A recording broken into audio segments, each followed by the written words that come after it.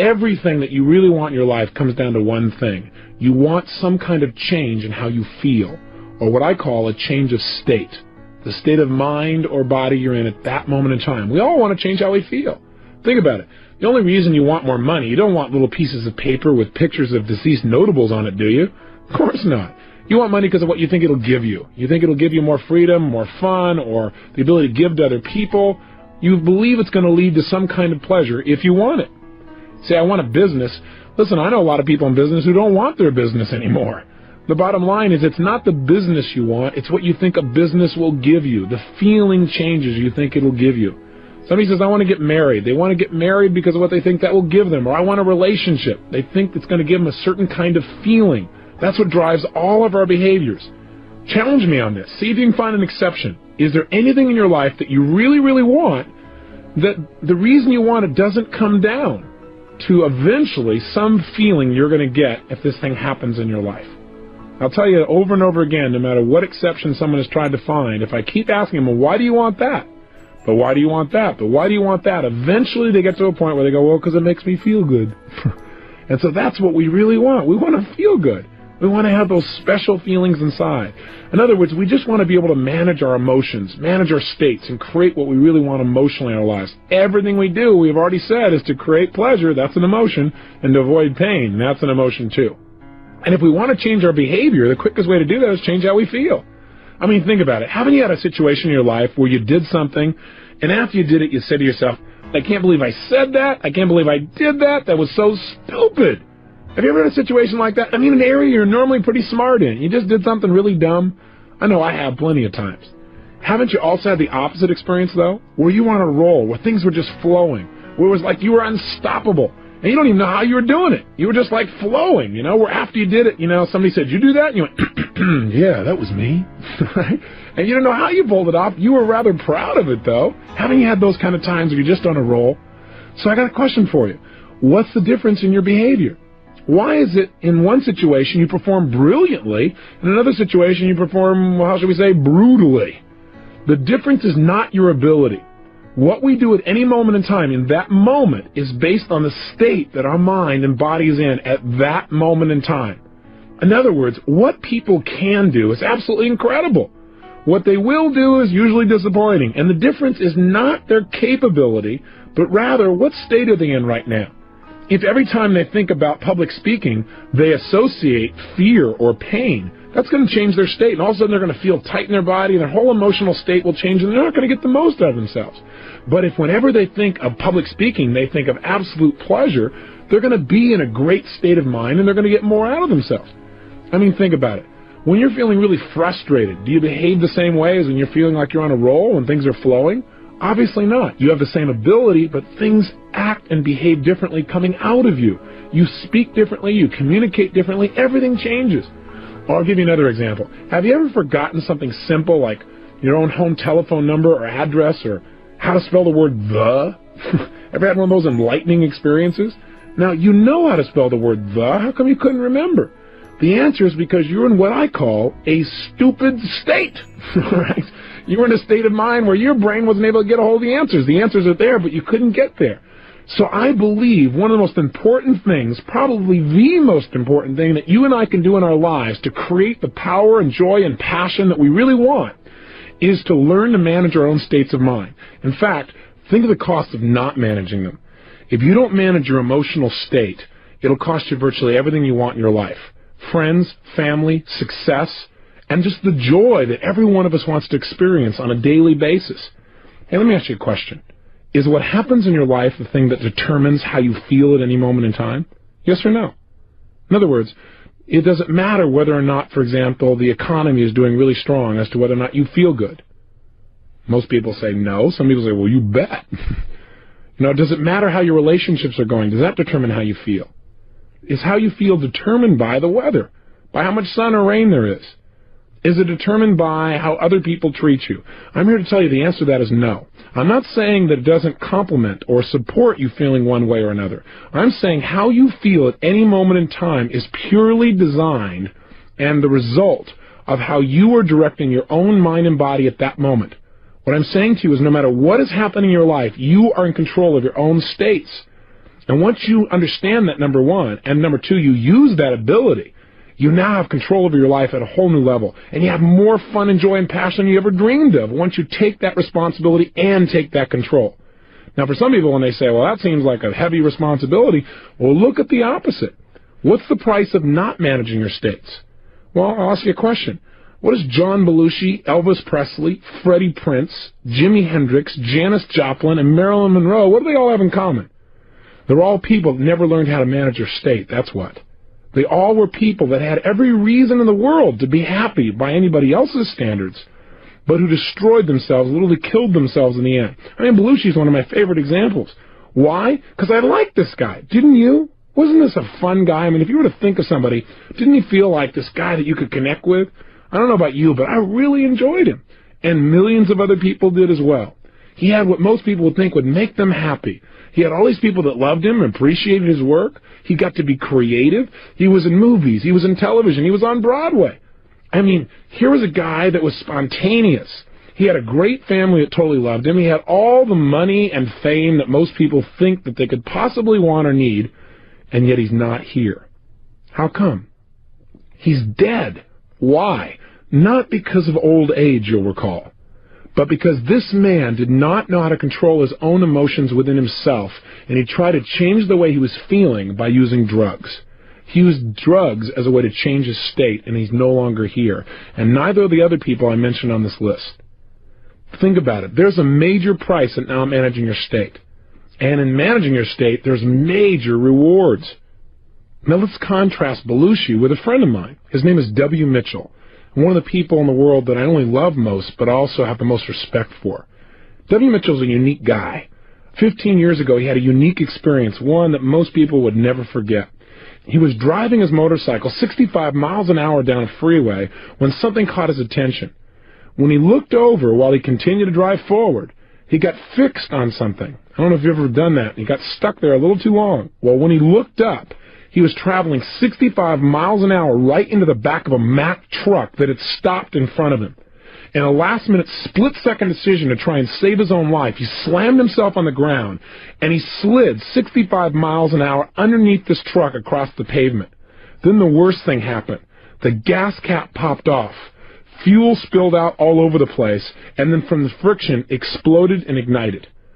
3/4 of his skin was burned off. His entire face was mutilated. His fingers burned all the way down to the knuckles. He woke up 2 weeks later in a hospital bed in searing pain, fearing to even breathe. Now, for most people at this point, they'd say, hey, I'm out of here. Why stick around in this body? I'd rather just die. But not only did he not die, but he's become an example of true possibility for people all over the country. I mean, this gentleman could not even take drugs because his body was in such bad shape, but when people met him, they thought he must be on drugs because he seems so up. You know, they go in and talk to him, they feel bad, and he goes, hey, it's over, we just got to move on. His mother said, well, you just must not realize how bad it is.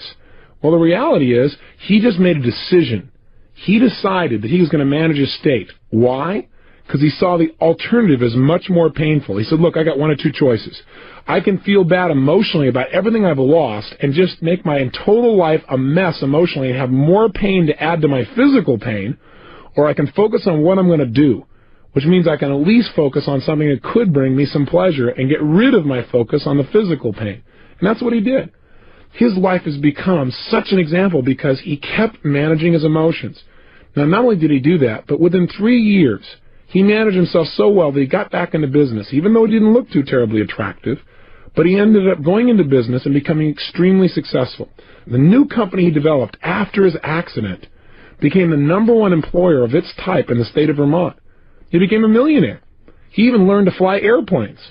Now, that's not the end of the story.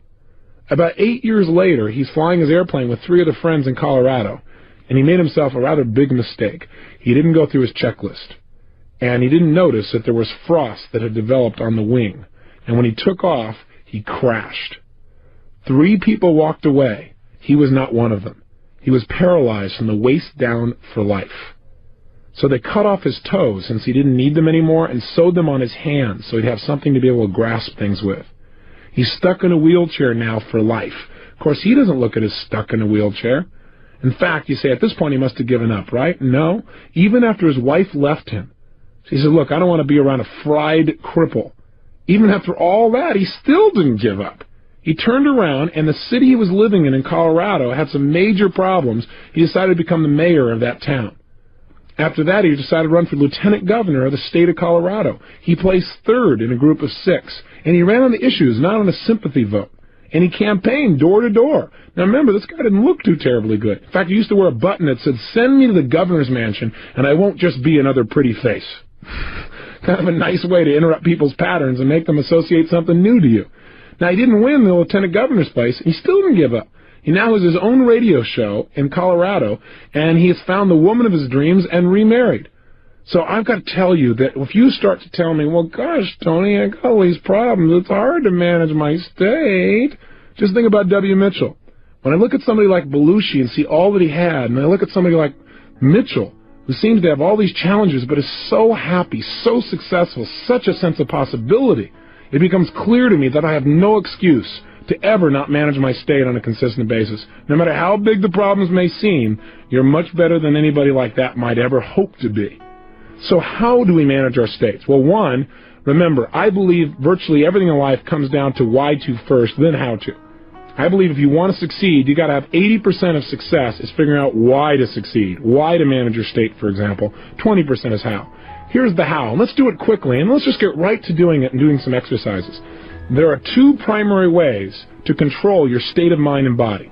They are, number 1, controlling the way you use your physical body, what we call your physiology, and number 2, controlling your mental focus. That is what you pay attention to, what you think about, what you picture, what you say to yourself. Today we're going to focus on how to use our physical bodies to create the emotions that we want at any moment in time. And then on your next tape, we're going to work on how to control our focus, how to control the mental imagery and pictures and things that we think about in a way that immediately changes our state as well. Let's start and focus again today on physical movement. Now I want you to think about something here. In order to feel anything in your life, you feel it through your nervous system, through your physical body.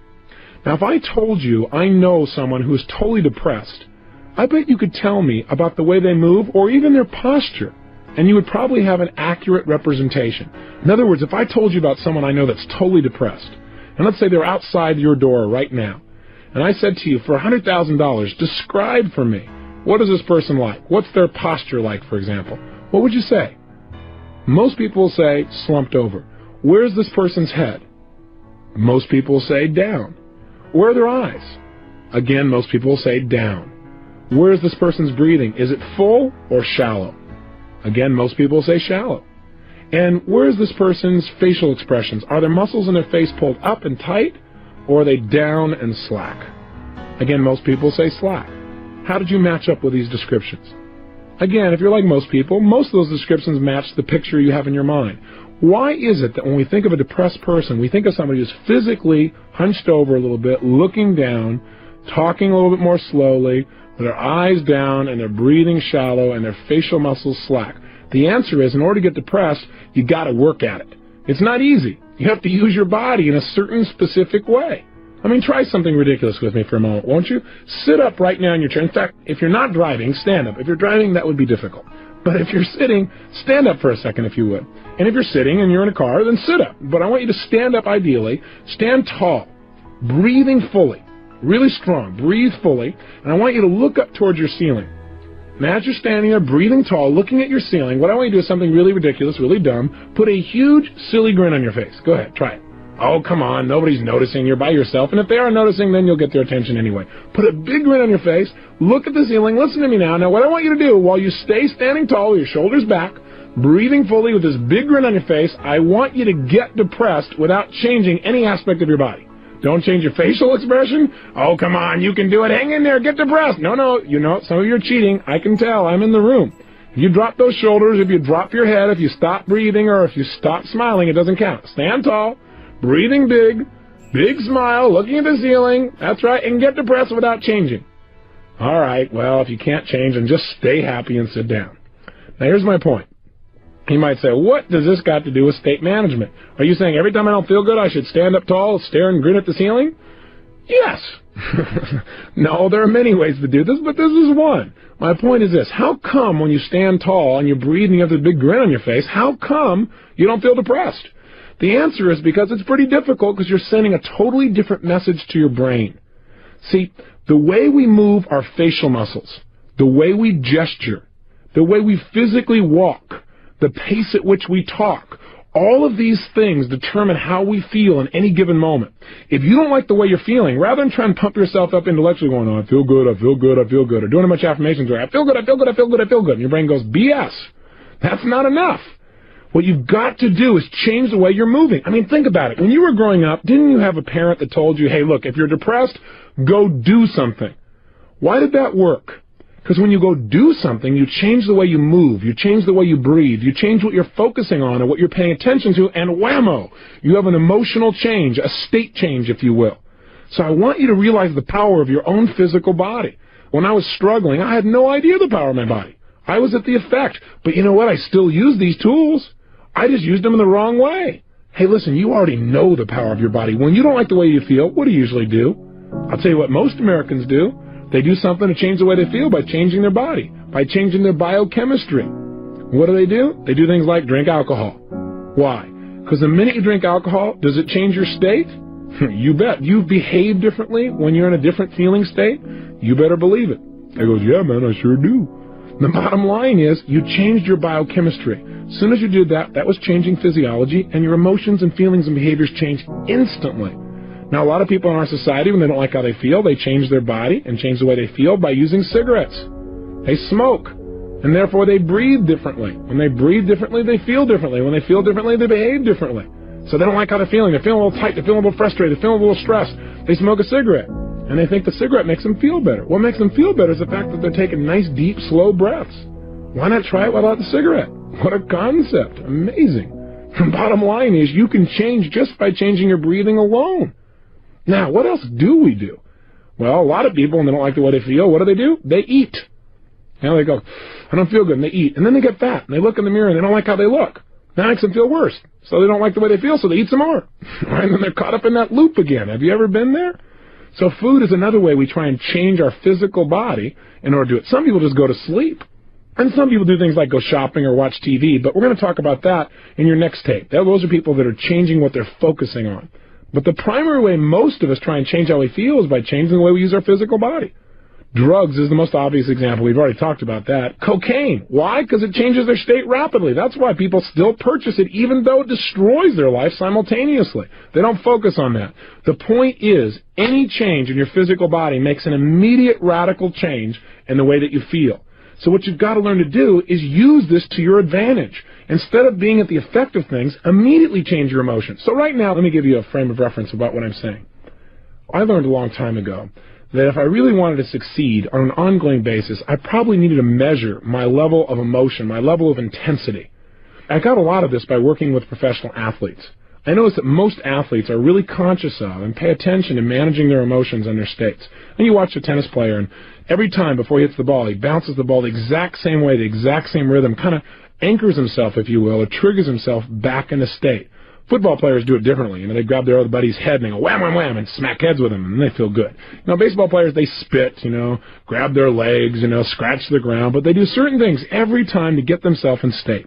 And as I started to work with professional athletes, people like the Los Angeles Dodgers or the United States Army or individual Olympic athletes, every one of them focused on are they ready or not, kind of checking their state. But you see, in life, I think life is not black and white. I look at life as having many hues and colors and shades. So one day I pulled one of these guys aside and I said, look, it's not are you ready or you're not. Let's try a stupid game, okay? Let's pretend we're going to measure your level of power and readiness on a scale from 0 to 10. 0 is you're dead. 10 is you're absolutely unstoppable. I said, where are you on that scale? And the guy said, well, I'm about level 7, 6.5, 7. I said, well, you're about to bat right now against Dwight Gooden. Tell me, if you stay at level 7, what's going to happen? You know what was amazing? Instantly, he could tell me. When he realized where he was, he said, I'll either ground out or I'll pop up or I'm going to be in a situation where I'm going to strike out. I said, what level do you need to be at on a scale from 0 to 10 to be successful with Dwight Gooden? He said, level 12.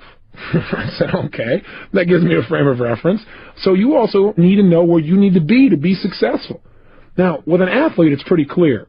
For peak performance, they got to be at level 10 or above, if you will, on a scale from 0 to 10. But isn't your life just as important as an athlete's? If you're going to go in right now and you're going to influence your son or daughter to do something like get excited about their schoolwork, how are you going to do that if you're at level 3? It's not going to happen. Too often I see parents that go, I just can't motivate my children. I just don't understand why. I talk to them about all the reasons why they should really go for it, but it just doesn't seem to work. Do you have any suggestions, Mr. Robbins? I'll say, yeah, try talking a little faster for your children. See, the way we use our voice will affect our states. See, I have a lot here I want to share with you in a short period of time, so I speed up a little bit. How would you feel if I said, well, ladies and gentlemen, this is day 5. And today what we're going to learn to do is manage our states of mind and emotion. And over the next 30 days of this program, I want you for hours at a time to listen to my voice. Well, after you came out of a deep trance and turned off the tape, I doubt very seriously if we create very much change. Now, I'm not saying it's not appropriate to talk in a more relaxed way than I am in this frenzied pace that I'm sharing with you to try and get everything in, but what I am saying is make sure that you're in an appropriate state for what it is you're trying to accomplish. Does that make sense? On a scale from 0 to 10, where do you need to be effective at a given task? If you want somebody to feel loved by you, you probably don't want to go level 10. Go, I love you, I love you, I love you, okay! That probably won't work either. So everything is context related. But I'm asking you today to commit yourself for the next 4 or 5 days, even though we'll be doing other exercises, to looking at what state are you living in your life. If you want to look at the state of your life, look at the level of intensity and joy and passion you're creating. Where are you today on a scale from 0 to 10? Or better yet, before you started this 30-day program, where were you? Do you remember that first day? Before you got the tape program or anything else, where were you on a scale from 0 to 10? You remember where you were, first of all? Think about it for a moment, if you would. Where were you? What was your state like? Where were you on a scale from 0 to 10? Now I want you to think of something. Where were you after you finished that first tape on a scale from 0 to 10? Most people that we followed up with and interviewed with are usually at level 8 or above. And when they started out, they were in level 6 or 5 or 4 or 3. And so what I want you to do is do it without me. You don't need me to change your state. You need you. You need to move your body differently, and you need to pay attention to where you are. Use the state that's most appropriate for where you need to be for the given situation. So let me give you, first of all, some specifics about how you could change your body. I've mentioned a lot of them, but let's be really precise. The number one way that you can change the way you feel at any moment in time is to change the way you move. The reason is this. In fact, you might want to remember this phrase. Emotion is created by motion. The way you move your physical body is the fastest way of changing your emotions. So, for example, if I'm not feeling passionate and I want to, instead of pumping myself up, all I have to do is clap my hands or move my hands rapidly and make a rapid gesture. Not a little minor one where I just push my hands out a little bit and then bring it back at a slow pace, but I mean speed, acceleration, if you will. If you speed up the quality of your movements, you will instantly change your emotional state and your intensity. So try it right now. Even while you're listening to me, here's what I want you to do. Take your hands and put them together so that you're touching them almost like in a praying motion. And what I want you to do when I say now is, at the pace I say, I want you to pull them apart and just gradually pull them out to your sides at the pace that I count, like 1, 2, 3, 4. Okay? And by the time I hit 4, you should be level with your shoulders. Okay? Let's try it. Your hands are together, and just notice what happens to how you feel. Ready? 1, 2, 3, 4. Okay, and bring your hands back together. 1, 2, 3, 4. Again, 1, 2, 3, 4. Again, 1, 2, 3, 4. This is known as a state of absolute boredom. Right? So let's try something new. Let's try moving more rapidly. This time, instead of 1, 2, 3, 4, when I say now, I want you to pull your hands apart and don't limit them to the length of your shoulders. I want you to literally pull them apart and pull them out as far as you can, like extending your entire wingspan. Now be careful on this. Look around you before you do this to make sure you don't hit anything. And let's have some fun. Do something silly. I know it seems ridiculous, but just try it. Now if you're driving, this is not useful. Keep one hand at least on the wheel and try it with the other one. Okay, here we go. Your hands are together, and when I say now, I want you to literally bring them out, explode them out to your sides, and extend your fingers and everything out as far as it can go. In other words, you're going to take your hands and make them go as fast as they can apart all the way out, and extend them. Ready? 1, 2, 3, go! Whoom. And just feel that. And bring your hands together again. Into a clap. Okay, and then do it again. Out as fast as you can. Go. Whoom. As fast as you can. Bring them in. And again, out as fast as you can. Whoom. Again, in. Again, out fast. Whoom. Now, if you do this about 10 times, you will feel what we call a state change. Do you feel it now? Now, I know this may sound weird and bizarre. You're going, okay, Tony, what am I supposed to do? Create this wingspan every time I need to change state? No, what I'm saying is you must learn to develop what I call power moves. What a power move is to me is finding a certain type of gesture, or a couple of them, that no matter how bad I was feeling, or frustrated, or tired, or whatever the case may be, that I can make this movement and instantly I feel strong. Instantly I feel resourceful. Instantly I feel like I could turn things around. You need to develop what those are. And you already have them, because you've had times in your life when you felt great. How were you moving at that time? That's the first clue. In fact, what I often do with people is get them to stand up and walk around the room and notice how would they walk if they felt totally successful. I mean unstoppable. Try it right now. Oh, you're going, well, I'm in the car. Great. If you're in the car, then you can try this later on. But if you're actually listening to me and you're not in the car, stand up right now and try something. Come on. Don't just listen to me. Stand up. Come on. I'm watching you. I'm there. You got to know this. And what I want you to do is stand up and walk around the room. And what I want you to do is, first of all, walk the way you normally walk. Just, walk around in a circle or walk straight back and forth. Notice how that feels. Come on, you can do it. There you go. Now, what I want you to do now is make a state change. And I want you to, if you would, imagine that you feel absolutely strong and unstoppable. I mean, in your power. And what I want you to do is just walk around the room as if you felt unstoppable and powerful. And move your body the way you would be if you were unstoppable and powerful. Go ahead and try it right now. Go ahead, walk around the room and actually strut the way you would strut if you felt unstoppable and powerful. Make a gesture or two the way you would if you felt unstoppable. And then try to go back to the opposite again. Go to feeling not confident, not sure, and walk around the room not sure about whether you can succeed, making gestures like you're not sure. Feel the difference in your body. I want you to get an example of that. Then back to confident again. Make it strong. They say, what if I'm listening in the car? Well, if you're listening in the car, all I want you to do is sit right now, or even if you're sitting down, come back with me right now and sit down.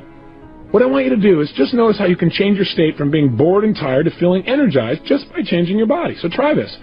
First of all, sit the way you'd be sitting right now if you had 5 times more energy than any other time you can remember. Come on, go for it. Don't just listen. If you're just going to listen to this tape and not follow through, turn it off.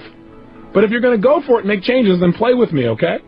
Sit up in your chair right now. Come on, sit up the way you'd be sitting if you had 5 times more energy than any other time. Breathe right now the way you'd be breathing if you felt strong and excited and energized.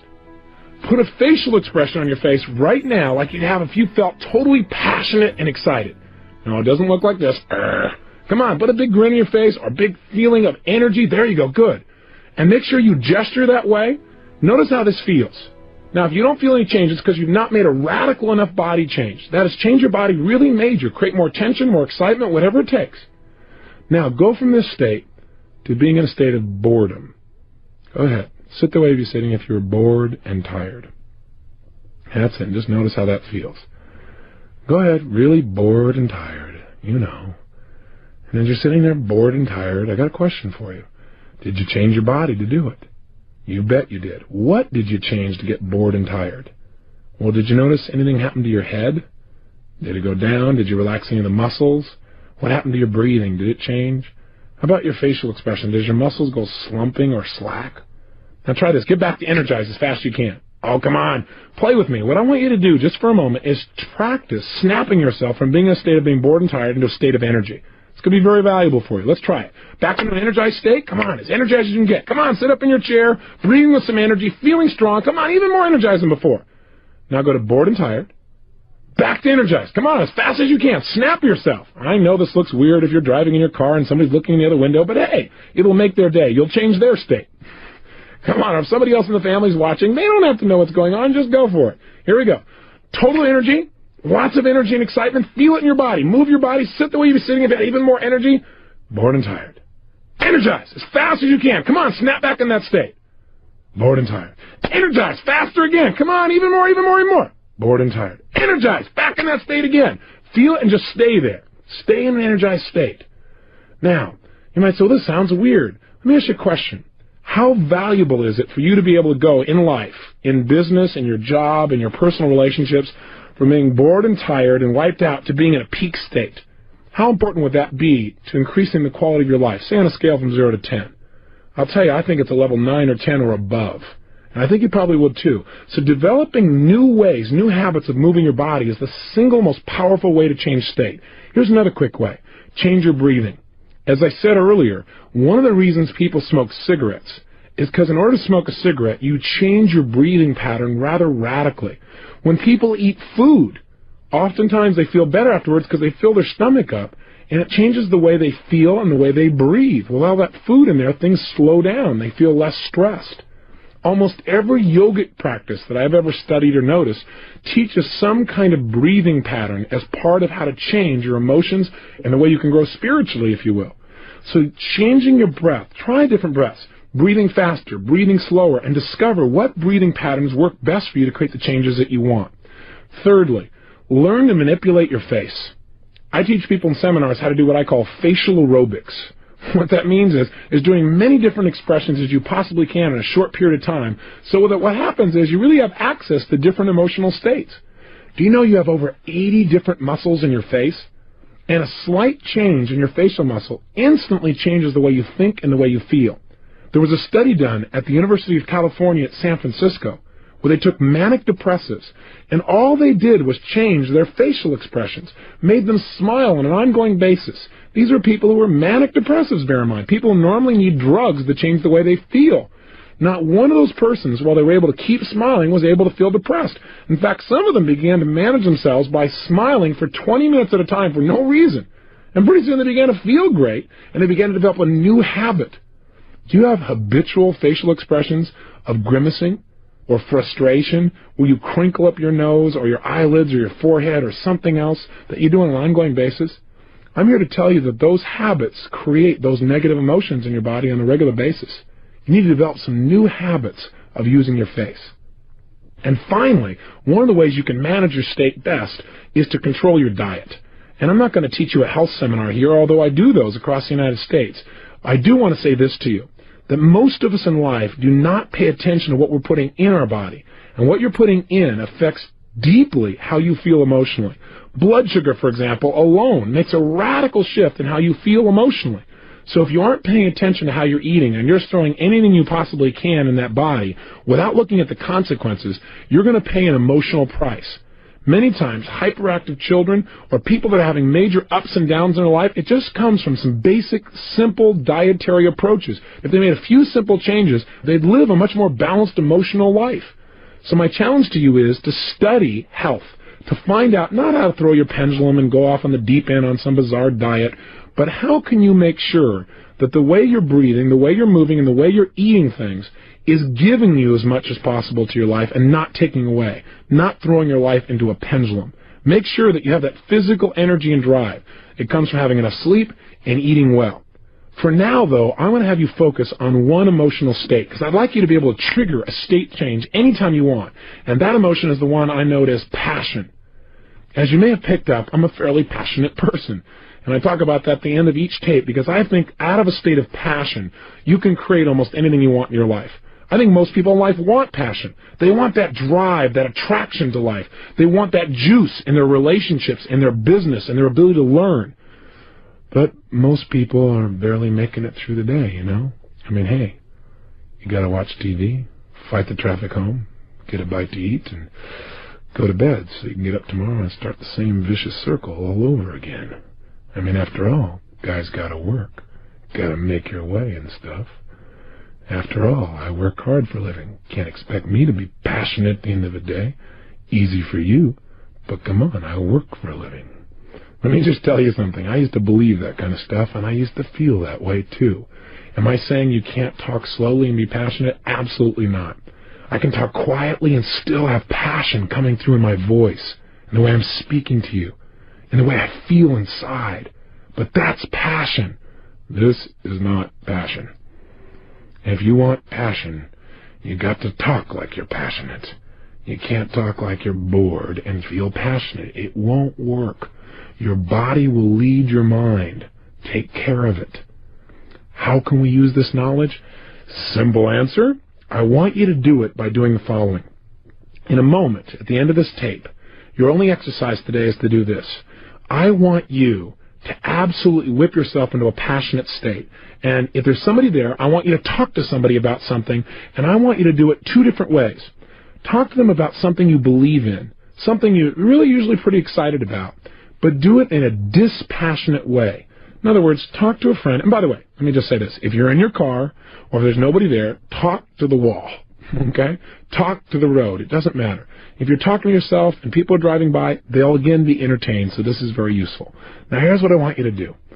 If while you're doing this, I want you to talk about something, and you can just talk out loud to no one or talk to someone if they're there, talk about something you're normally inspired about, but talk in a non-inspired way, a dispassionate way, where it's like, you really don't believe what you're saying, but you're just trying to convince somebody of something. So you say, gosh, what's really important to me in life is learning to change people's conditioning and help them to succeed. And I really think that if you were to study it, it would really change your life too. And I want you to notice what you do when you're dispassionate. Notice, for example, how you're standing. Are you wavering back and forth? Are you standing still? Are you back on your heels? How do you gesture? Or do you even gesture when you're dispassionate? How do you use your voice? What's the volume? What's the tempo? What's the tone of your voice? What do you do with your facial expressions when you're passionate versus dispassionate? Pay close attention. And then what I want you to do is, and really go for it. For 2 or 3 minutes, be totally dispassionate. And notice how it feels to be dispassionate. I doubt if you'll like it too terribly much. Then what I want you to do is change your state completely, and I want you to go to the other extreme. I want you to talk to yourself, or the wall, or your radio, or the crowd, or the traffic, or your friend in a totally passionate way where you're more inspired, more excited, more passionate than you can ever remember being in your entire life. I want you to go for it 1,000%. And while you're talking to whatever it is, go for it 100%. Don't go, oh, this is stupid. No, all right, I'll try it halfway. Do it all the way or don't do it at all. If you're not going to do it at all, give this tape program to somebody who will follow through.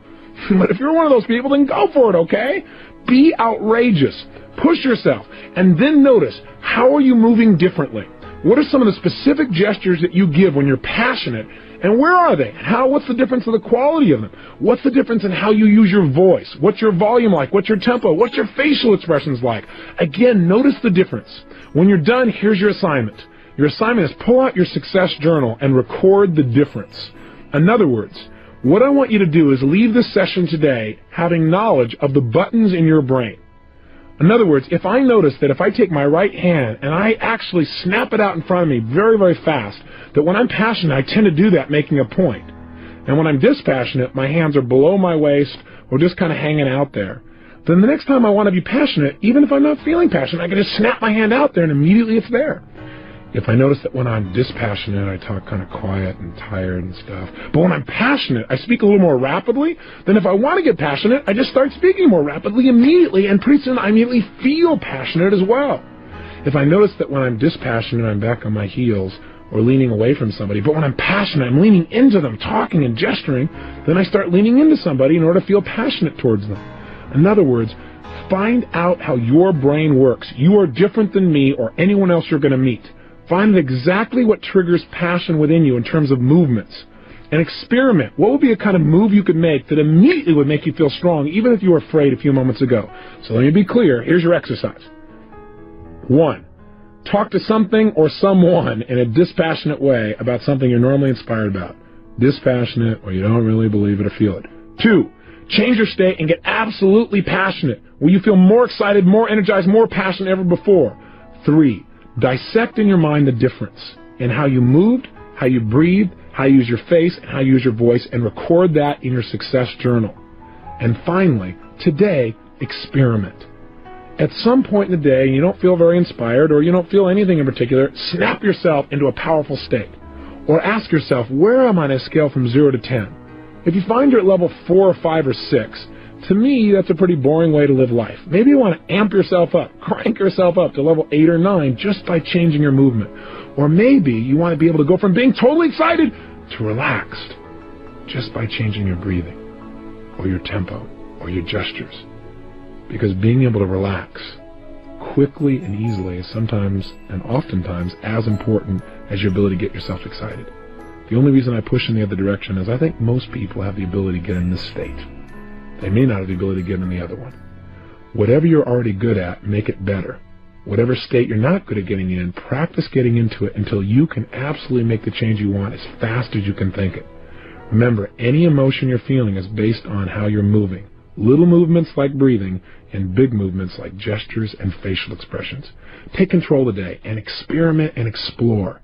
Have the adventure of discovering how you can use your body to immediately direct your mind and your emotions.